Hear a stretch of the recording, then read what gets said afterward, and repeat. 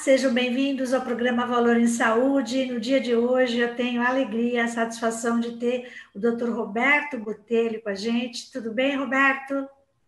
Oi, Tânia, tudo bem? E você? Um prazer é meu em estar com você hoje de manhã. Roberto, eu queria que você falasse um pouquinho da sua trajetória para nossos ouvintes aqui e telespectadores que estão no programa Valor em Saúde. Nós estamos comemorando um ano de programa. Então, toda terça-feira a gente tem um bate-papo com um convidado, onde ele traz uma visão, né, de tendências, de cenário, principalmente esse ano que a gente vivenciou a pandemia. Então, nós trouxemos vários líderes para falar de comitê de crise, como cada um conseguiu, né, combater, junto com a sua equipe assistencial, a pandemia. E eu queria muito que você trouxesse o olhar da tecnologia para a nossa conversa de hoje. Nós tínhamos até o começo do ano uma luta enorme para a gente ter a telemedicina de fato atuante no Brasil, e isso não acontecia, e com a pandemia tudo se tornou possível, né? O teleatendimento, a telemedicina, telemonitoramento, e você tem um trabalho brilhante de tecnologia. Queria que você falasse um pouco quais são os ganhos, né? Como você vê o futuro digital de saúde no Brasil também. Eu queria muito que você falasse sobre isso. E é um bate-papo aí rápido no programa, mas é tão importante a sua contribuição. E eu queria que você nos falasse, nos contasse um pouquinho de como foi este ano para você e como você vê o nosso futuro digital. Bom, Tânia, é um prazer muito grande estar com você. A credibilidade da sua network, a diversidade da sua network, eu sempre tenho aprendido com ela, e poder trazer algum tipo de informação. Eu acho que a melhor contribuição que eu possa dar é a experiência vivida no tempo, ao longo do tempo. Eu estou em telemedicina há 25 anos. Eu comecei numa época pré-browser. E nessa época pré-browser, nós não tínhamos banda, nós não tínhamos soluções. E eu vivia os mesmos problemas que vivemos hoje, eu vivia em outra dimensão. Então, quando falamos sobre a classe médica, que tinha um pouco de resistência ao novo, tinha um pouco de medo, dificuldade de adoção, à medida que a gente apresentava indicadores, a classe médica mudava de resistência para adoção, e adoção rápida da tecnologia. Eu tenho um exemplo que nós começamos há muito tempo, né, como cardiologista que sou, começamos um programa de telemedicina para abordagem do infarto. E essa abordagem, ela já se materializava com indicadores robustos, porque o infarto é a principal causa de morte do nosso meio. No Brasil, hoje, nós temos 40 mortes por hora de doença cardiovascular. 40 mortes por hora. É uma doença que ela convive com um paradoxo epidemiológico muito grande, porque os estudos mostram que quanto maior a renda per capita, menor a incidência de infarto. Quanto maior o nível educacional, menor a incidência de infarto. E a infraestrutura de saúde acompanha o PIB per capita. Então, quanto menor a renda per capita de uma região, menor o número de médicos, enfermeiros, infraestrutura. Isso cria um paradoxo assistencial. Significa que quem mais sofre o problema mora onde menos estrutura há. Aí vem o apelo da telemedicina. E começamos um programa no Chile, Colômbia, Brasil e México, com um apoio de telemedicina na nuvem, um eletrocardiograma, uma interpretação automática na nuvem. Atendemos 800 mil pessoas e reduzimos a mortalidade de 25% para 5%.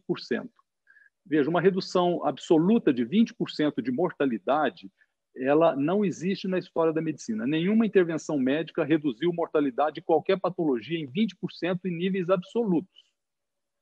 E, paralelamente a isso, esse mesmo programa mostrou uma redução de 50% do custo. E os estudos de farmacoeconomia começaram no Brasil, começaram no Hospital Santa Marcelina, em São Paulo.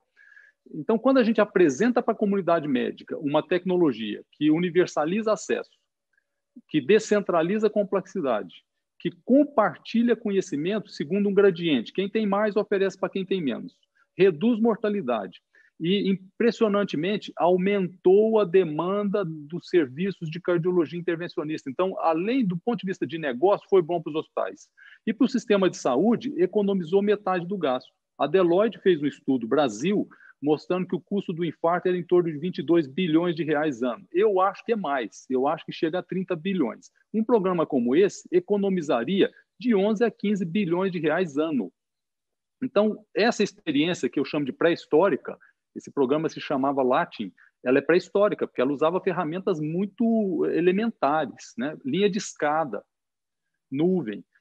Essa experiência, ela trouxe profunda adesão de todos os stakeholders, desde o paciente, profissional de saúde e sistema de saúde. E o que nós experimentamos nesse período, se transportarmos para hoje que nós vivemos, nós estamos à margem do 5G, o 5G que é 100 vezes mais rápido que o 4G. 5G que traz a possibilidade de computação de ponta, que é a Edge Computing, que nos permite computação nos wearables. Nós temos uma patente do nosso grupo que detecta infarto com um eletro de uma derivação. Isso está no Apple Watch. O que é isso? Wearable, computação de ponta, com uma banda rápida, eu consigo detectar infarto na casa das pessoas.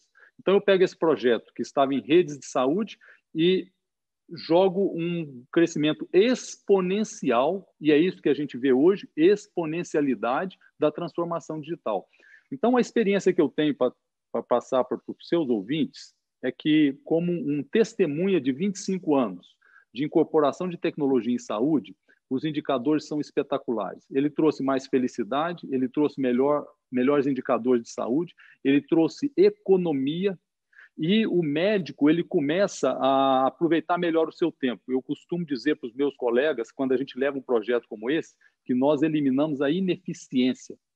E eu utilizo o médico para fazer aquilo que é importante. Eu utilizo o enfermeiro para fazer aquilo que ele pode acrescentar ao sistema de saúde. Então, essa é uma introdução básica que, nesses 25 anos, nós trabalhamos.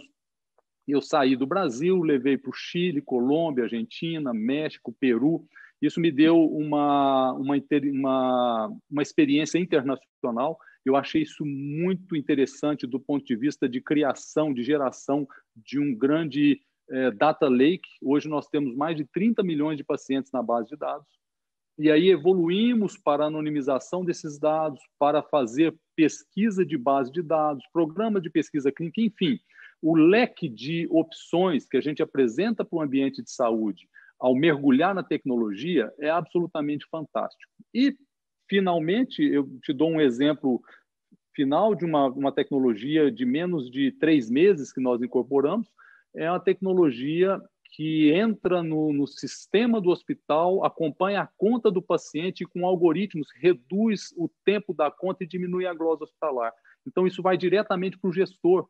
De acordo com a ineficiência em glosas, e a gente viu números assustadores, glosas de 3%, a gente reduz essa glosa pela metade e aumenta a eficiência do processo. Você imagina, aqui no nosso hospital, nós reduzimos de 60 para 21 dias o tempo médio de uma conta. Você ganhar 40 dias no tempo de pagamento de uma conta, o impacto disso para o fluxo do hospital foi totalmente dependente de tecnologia. Então, estamos imersos em um ecossistema de tecnologia que sente dores do sistema de saúde e aplica soluções para essas dores específicas. Com essa introdução, eu acho que, como médico, eu continuo na prática médica, mas cada vez mais eu preciso dedicar mais tempo para essas acelerações. Nós tivemos algumas acelerações, eu destacaria que talvez a melhor aceleração que experimentamos nos últimos 3 anos foi uma experiência de um programa de teleconsulta chamado Conexa, que já recebeu aportes de grandes fundos e hoje é líder na América Latina com 15 mil teleconsultas por dia. E, mais uma vez, se a gente mergulhar no conceito da Conexa, o conceito amplo dela, que vai muito além da teleconsulta, que está cuidando do seu data lake, que está cuidando de integração de wearables, que está cuidando de sistemas para os consultórios dos médicos, integrados com o marketplace das mídias sociais e, ao mesmo tempo, preocupado com Lei Geral de Proteção de Dados. Então, esse é um ambiente imprescindível para todas as esferas do conhecimento de saúde, seja faculdades de medicina, nós estamos integrados com todos esses. E aí a gente também tem que falar da jornada do paciente, né? Essa experiência do paciente que a tecnologia promove. A gente fala muito aqui no programa Valor em Saúde exatamente disso, né? A gente fala como é que as empresas, instituições, os médicos e os profissionais entregam mais geração de valor com foco no paciente. E aí eu queria que você falasse também da experiência do paciente, né? O quanto ele percebe que essas tecnologias, esses sistemas trabalham de maneira, né, harmônica para que ele tenha uma jornada e uma experiência melhor no processo todo de cuidado, da promoção e prevenção em saúde. A sua pergunta ela é muito oportuna, porque a convergência final dessas soluções nos colocou em um programa, em conjunto com a KPMG e com a AMIL, nós implementamos um programa de Accountable Care. Esse programa de Accountable Care, nós começamos um piloto com 3.000 vidas, com uma empresa local aqui de Uberlândia, e o Accountable Care, empoderado por tecnologia, ele foca na experiência do paciente. E, ao focar na experiência do paciente, ele empodera o paciente com o grande conceito do PKB, o Patient Knows Better, que ele conhece melhor a sua saúde e a gente entrega os dados para ele de uma maneira portátil, segura. Então, esse programa de Accountable Care, ele começou com uma APS, uma atenção primária. Então, a gente vem desde uma atenção primária até a última complexidade, eu acompanho esse paciente. Soluções tecnológicas, nós temos uma solução que entra na empresa e faz uma estratificação de risco populacional. Com essa estratificação de risco populacional, a gente observa que 6, 7% da população são responsáveis por quase 70% do gasto. E, geralmente, são doenças crônicas, além da depressão, do burnout. E a gente consegue endereçar especificamente esses problemas e, atuando nessas pessoas que têm alto consumo, eu entrego eficiência, mas dou para a pessoa um fenômeno espetacular, que é a individualização. É uma individualização que a tecnologia permite. Você dá um cuidado para ele. Para te dar um exemplo concreto, dentro dessa organização, essa é uma empresa com cerca de 20.000 colaboradores, nós estamos fazendo um piloto com 30. O número de visitas a pronto-socorro foi drasticamente reduzido. Uma visita a pronto-socorro tem alto ticket médio e traz para o paciente um grau de insatisfação muito grande, ainda mais nesse momento que nós estamos de epidemia do Covid, porque ir para um hospital é arriscado, etc, etc. Então, a experiência da teleconsulta empoderada pelo conhecimento do prontuário desse paciente, que já passou pela nossa APS, nós reduzimos significativamente a ida a pronto-socorro. E tivemos uma experiência com uma vertical que 99,2% das teleconsultas por síndrome gripal foram resolvidas sem ir ao hospital. Então, temos hoje um programa concreto com parceiros de notório saber, eu estou falando de KPMG, eu estou falando do Grupo AMIL, que está conosco no projeto, que está desenvolvendo um programa de Accountable Care e o foco é centrado no paciente. Eu, como médico, eu achava isso filosofia. Eu achava que era impossível se implementar alguma coisa focada no paciente num ambiente hospitalocêntrico em que predomina o fee-for-service. Então, como que você vai entrar nessa dinâmica de quebrar o fee-for-service e focar no paciente e ter uma remuneração por performance?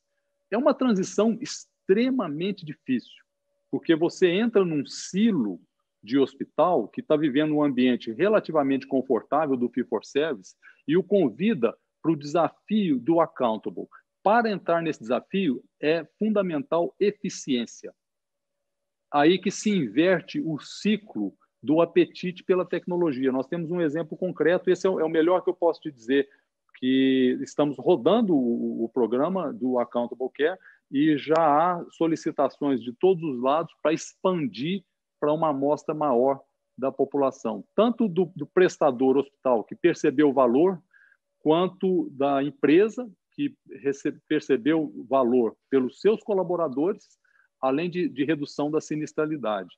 E o Patient Knows Better, você empodera o paciente com essas ferramentas de tecnologia. É uma experiência fantástica, concreta e com indicadores que eu imagino que com a chegada de um 5G completo, há uma estimativa que em 2025 nós teremos 6 bilhões de wearables e que as pessoas, cada cidadão, vai fazer mais de 4.000 interações por dia com o seu wearable, que vai medir sua pressão arterial, sua saturação de oxigênio, a sua frequência cardíaca, a sua movimentação. Essas informações sendo processadas por algoritmos vão entregar para os pacientes dados concretos para melhora de saúde, desde a sua nutrição, a sua atividade física, inclusive com indicadores de saúde que podem levar para ele um gatilho e convidá-lo a ir para o hospital porque ele está tendo uma doença coronária aguda. Isso, nós estamos dizendo, essa transformação do 5G é para os próximos 2 anos. A gente está indo para o final e eu queria que você nos falasse desse futuro digital, né? Você está falando aí que o 5G daqui a uns 2 anos, a gente viu um avanço, né? A pandemia trouxe muita oportunidade para as novas tecnologias, os médicos que tinham resistência em usar a tecnologia tiveram que aderir, né? E aí eu queria que você nos falasse um pouco, indo para o encerramento, aí com esse seu otimismo tecnológico, nos deixasse aí uma mensagem final, Roberto. Tânia, o otimismo ele é permanente para aqueles que de fato estão imersos nesse conceito da exponencialidade digital. E essa exponencialidade, ela nos aponta claramente, o Kurzweil fala isso no Singularity is Near, né, que a singularidade está aí, que nos próximos, ele dizia que nos próximos 25 anos o biológico será digital. Com a computação quântica, isso foi reduzido, eu acho que em menos de 10 anos. Então, há um otimismo claro, baseado em indicadores robustos. Porém, todo otimismo tem seu preço. Nós temos um preço aí para pagar, o preço da confidencialidade, o preço da integridade e o preço da ditadura digital.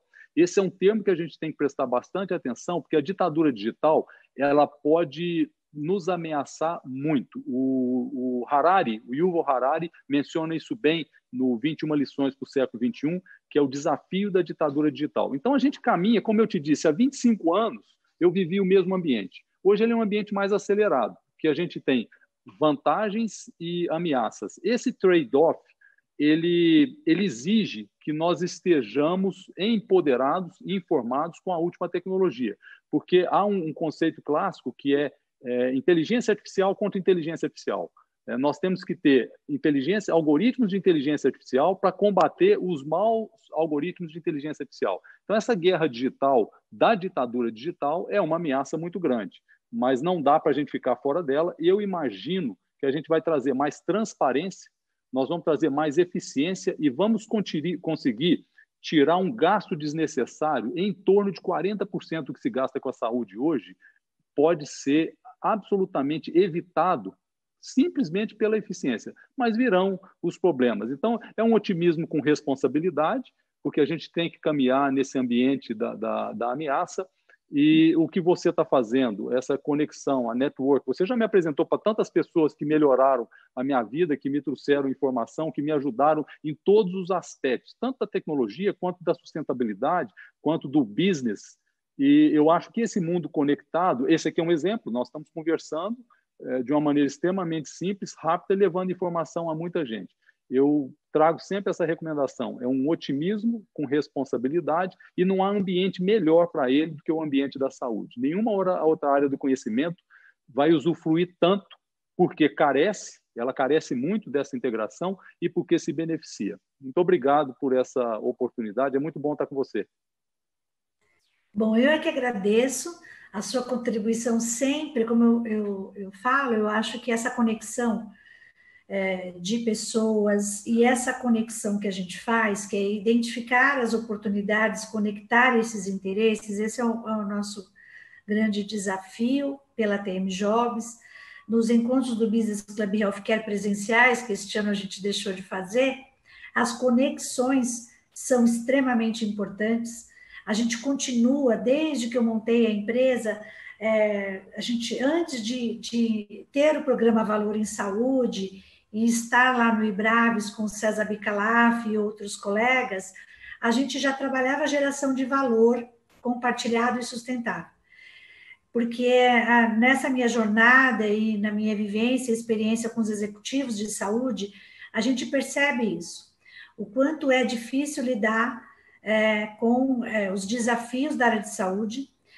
A gente tem um modelo de saúde muito, muito difícil, né? Então, a gente tem um modelo verticalizado, a gente tem hospitais públicos, a gente tem hospitais filantrópicos, a gente tem as cooperativas médicas, as empresas de autogestão, a gente tem saúde pública, olha só, né, o quanto de complexidade a gente tem, cada entidade, cada instituição, cada organização também tem a questão cultural, né, seja ela por região, seja ela institucional, então é um desafio constante que a gente tem, e só compartilhando boas práticas e fazendo conexões assim tão importantes como a tua participação no nosso programa, Roberto, é que de maneira de maneira real, a gente vai contribuir para melhorar, né, a saúde de todos, da sociedade, principalmente a gestão dos nossos executivos na área de saúde. Então, fica aqui o nosso agradecimento, certamente será convidado também pela sua participação nos nossos eventos pela UMC, porque o Roberto, além de ser um gestor de tecnologia, tem uma empresa que atua fortemente em telemedicina e tecnologia, ele também tem o Uberlândia Medical Center, que eu tive a oportunidade de conhecer. Assim que tiver tudo liberado novamente, eu vou lá visitar, porque certamente você agora está com o hospital pronto, deve ter mais novidades para apresentar, e a gente traz você para falar um pouco também do UMC. Roberto, nosso agradecimento. Fica aqui também o nosso agradecimento aos nossos ouvintes, compartilhe o nosso programa, a gente está lá no YouTube, estamos completando 1 ano, Roberto, do canal Valor em Saúde. Em outubro do ano passado, quando a gente teve essa iniciativa, a gente não imaginava o quanto a gente ia usar esse canal para promover essa ideia, né, de compartilhamento e de boas práticas, mas a jornada continua. E que você fique bem, que seus negócios prosperem, que a gente precisa muito da sua inteligência, da sua dedicação médica, com a sua visão de CMIO, porque é isso que você é, e que você seja muito feliz na sua jornada, viu, Roberto? Tânia, muito obrigado. Eu acho que nós podemos fazer um programa só para eu dar o testemunho de como a sua network melhorou a minha vida. Por me apresentar e me educar. É um prazer muito grande estar com você. Tá bom, vamos falar sobre isso, com certeza. Vamos ter. Obrigado. Muito obrigado. Obrigada a todos.